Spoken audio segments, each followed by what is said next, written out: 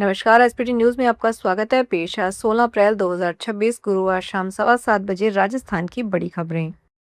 Supreme court ने गुरुवार को एक याचिका पर सुनवाई करने से इनकार कर दिया। इस याचिका में केंद्र और अन्य लोगों के राष्ट्रीय ध्वज पर अशोक चक्र के प्रदर्शन के लिए गाइडलाइंस बनाने का निर्देश देने की मांग की गई थी।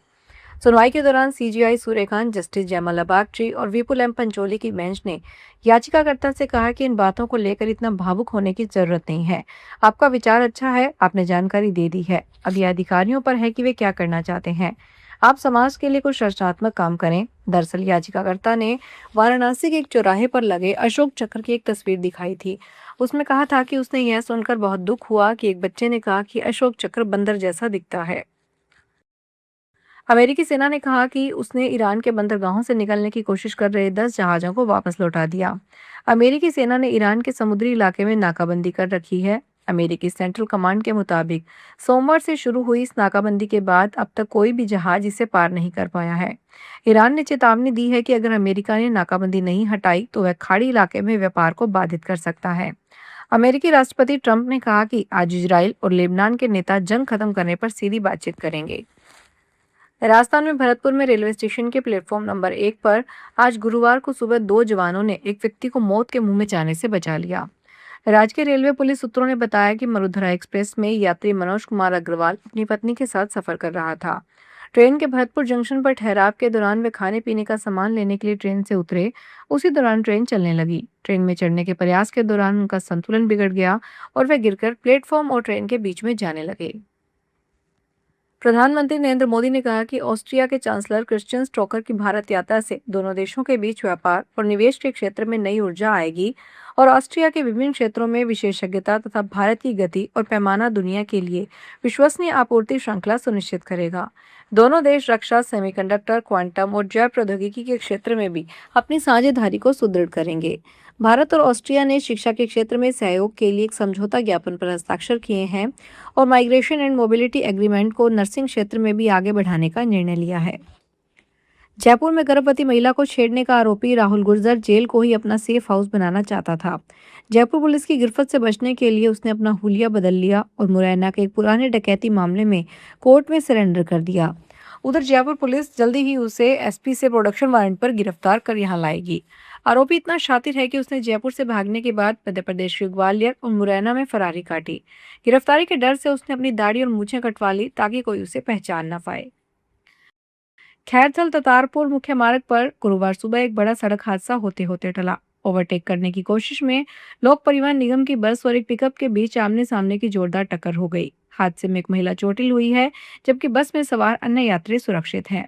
अगवानी स्टैंड के समीप लोक परिवहन निगम की एक बस और दूध से भरी पिकअप में आमने सामने की भीषण टक्कर हो गई। गुरुग्राम के एक युवक ने सोना सस्ते में बेचने के नाम पर 2.5 करोड़ रुपए की ठगी का मामला सामने आया है। ठगी की घटना करीब 3 महीने पुरानी है। मामले में गुरुग्राम पुलिस ने कार्रवाई करते हुए 4 आरोपियों को गिरफ्तार किया है। ये सभी मूल रूप से गुजरात के रहने वाले हैं। पूछताछ में सामने आया है कि बॉलीवुड एक्टर आदित्य पंचोली से भी इस गिरोह ने ठगी की थी। बताया जाता है कि युवक ने सुशांत लोक थाने में धोखाधड़ी का केस दर्ज करवाया था। बताया गया था कि गली में घूम रहे कुछ लोग उनके पास आए और कहा कि उनके पास असली सोने के सिक्के हैं। जांच के लिए उन्होंने कुछ सिक्के भी दिए थे। टोंक में डीएसटी टीम ने नशे के खिलाफ कार्रवाई करते हुए दूनी थाना क्षेत्र में बाइक सवार आरोपी से 9 किलो 490 ग्राम गांजा जब्त किया। बरामद मादक पदार्थों की कीमत करीब 5 लाख रुपए बताई गई है। पुलिस ने आरोपी को गिरफ्तार कर मामला दर्ज करके जांच शुरू कर दी है। डीएसटी प्रभारी ओम प्रकाश चौधरी ने बताया कि कार्रवाई एएसपी पुष्पेंद्र सिंह के निर्देशन और डीएसपी हेमराज के सुपरविजन में की गई। टीम ने मुखबिर और तकनीकी स्रोतों की मदद से दूनी छात्रा क्षेत्र के अलावा में चांदली माताजी रोड पर नाकाबंदी की। राजस्थान में चारागाह और वन क्षेत्र के संरक्षण को लेकर जयपुर में आज बड़ा जन आंदोलन देखने को मिला। आज सीकर रोड स्थित भवानी निकेतन से ओरण बचाओ पदयात्रा निकाली गई, जिसमें जैसलमेर सहित प्रदेश भर से सैकड़ों लोग शामिल हुए। यह पदयात्रा मुख्यमंत्री आवास तक पहुंचकर सरकार का ध्यान पर्यावरण संरक्षण और ओरण भूमि की सुरक्षा की ओर आकर्षित करने के लिए निकाली गई, लेकिन पुलिस ने पदयात्रियों को भवानी निकेतन के पास ही रोक लिया। भवानी निकेतन के पास पदयात्रियों और पुलिस के बीच हल्की झड़प भी हो गई। बठिंडा में मार्केट कमेटी के अधिकारियों ने मध्य प्रदेश से लाए गए गेहूं से भरे एक ट्रक को पकड़ा है। राजस्थान की नंबर प्लेट वाला यह ट्रक चेकिंग के दौरान मिला। मार्केट कमेटी के चेयरमैन बाली बलजीत सिंह ने बताया कि आवा बस्ती के गोदाम में यह ट्रक खड़ा था। जांच करने पर इसमें गेहूं की बड़ी संख्या में बोरियां मिली। ट्रक चालक या संबंधित व्यक्ति गेहूं से जुड़े कोई दस्तावेज पेश नहीं कर पाया। अब तक 8,000 बोरियां बरामद की जा चुकी है। अधिकारियों ने बताया कि इस मामले में कानून के अनुसार कार्रवाई की जा रही है। चित्तौड़गढ़ में एक 38 साल के युवक से ऑनलाइन ठगी करने के लिए उसे 2 महीने तक ऑनलाइन ट्रेनिंग दी गई। इस दौरान ऑनलाइन ट्रेनिंग सिखाने के नाम पर 72,55,000 रुपए की ठगी कर ली गई। निखिल जैन, जो कि मूल रूप से उदयपुर के रहने वाले हैं और वर्तमान में चित्तौड़गढ़ के पंचवटी कॉलोनी में रह रहे हैं, पीड़ित ने बताया कि यह पूरा खेल सोशल मीडिया से शुरू हुआ और धीरे धीरे उसे एक ऐसे जाल में फंसा दिया जहां से बाहर निकलना मुश्किल हो गया।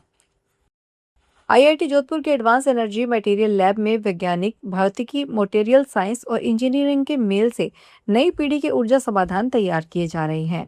भारतीय प्रौद्योगिकी संस्थान जोधपुर के वैज्ञानिक डॉक्टर शहाब अहमद और उनकी टीम भविष्य की ऊर्जा जरूरतों को ध्यान में रखते हुए नई तकनीकों पर काम कर रही है। उनका शोध सौर ऊर्जा के उत्पादन और भंडारण को आसान, सस्ता और प्रभावी बनाने की दिशा में अहम माना जा रहा है। डॉक्टर अहमद की टीम सोल्यूशन प्रोसेसिबल सेमीकंडक्टर आधारित सोलर सेल पर काम कर रही है, जो कम लागत में तैयार होकर अधिक दक्षता दे सकते हैं। जयपुर में जेडीए की टीम जब डीमार्केशन करने पहुंची तो स्थानीय लोगों ने इसका जोरदार विरोध किया। सैकड़ों निवासी मौके पर एकत्रित हो गए और कार्रवाई रोकने की मांग करने लगे। जेडीए का कहना है कि हाईकोर्ट के आदेश पर सीसी रोड को 160 फीट चौड़ा किया जा रहा है, जबकि निवासियों का आरोप है कि बिना उचित मुआवजे और पुनर्वास के उन्हें जबरन हटाया जा रहा है। जैसी टीम ने काम शुरू किया, स्थानीय निवासियों ने इसका जोरदार विरोध किया। धौलपुर जिले के जीवनदायिनी नदी चंबल में अब एक बड़े क्षेत्र में सिंचाई और पेयजल के लिए पानी देने की बहुप्रशिक्षित कालीतीर लिफ्ट परियोजना का कार्य शुरू हो गया है। परियोजना पर करीब 800 करोड़ रुपए का खर्च होंगे। इस परियोजना से जिले के सबसे बड़े बांध पार्वती और रामसागर में 3 माह तक लिफ्ट कर पानी छोड़ा जाएगा। बांधों से भरे एक अतिरिक्त पानी को सिंचाई के साथ साथ जन स्वास्थ्य अभियांत्रिकी विभाग जिले में निरंतर पानी सप्लाई बना रख सकेगा। इससे जल संकट से जूझ रहे आमजन को आगामी दिनों में राहत मिलने की उम्मीद है। यह परियोजना की सितंबर में 2027 तक पूरी होने का अनुमान है। इससे परियोजना से 483 गांवों को शुद्ध पेयजल उपलब्ध हो सकेगा। स्पीकर ओम बिरला ने महिला आरक्षण संशोधन विधेयक पर वोटिंग की तिथि और समय तय कर दिया है। महिला आरक्षण संशोधन के साथ ही परिसीमन और यूटीसी बिल पर 17 अप्रैल 2026 को शाम 4 बजे वोटिंग होगी। इसके अलावा इन पर बहस के लिए 15 से 18 घंटे तक बहस होगी। जरूरत पड़ी तो वक्त बढ़ाया भी जा सकता है। फिलहाल इस बुलेटिन में इतना ही। फिर हाजिर होंगे बड़ी खबरों के साथ।